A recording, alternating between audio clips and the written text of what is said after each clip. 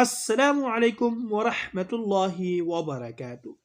دوستو، کسی پریشانی یا مصیبت میں پڑ گئے ہو اور کسی بھی طرح وہ مصیبت دور ہی نہیں ہوتی، یہ اس کے لیے بہت ہی مجرب عمل ہے۔ نماز فجر پڑھ کر قرآن کریم کی تلاوت اور ذکر میں مشغول رہیں یہاں تک کہ آفتاب بلند ہو جائے، پھر 2 رکعت نفل اشراق پڑھ کر اس کے بعد سورہ توبہ کی آخری 2 آیتیں 11 بار پڑھیے۔ بسم اللہ الرحمن الرحیم۔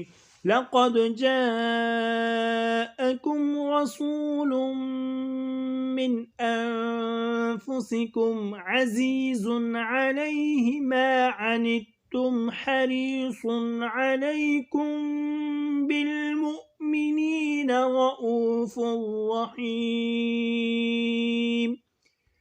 فَإِن تَوَلَّوْا فَقُلْ حَسْبِيَ اللَّهُ لَا إِلَٰهَ إِلَّا هُوَ عَلَيْهِ تَوَكَّلْتُ وَهُوَ رَبُّ الْعَرْشِ الْعَظِيمِ۔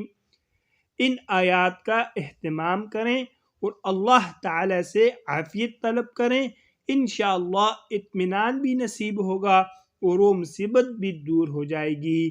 دوستو، مزید اچھی ویڈیوز کے لیے چینل کو لازمی سبسکرائب فرمائیں۔ جزاکم اللہ احسن الجزاء۔ طالب دعا قاری محمد آصف۔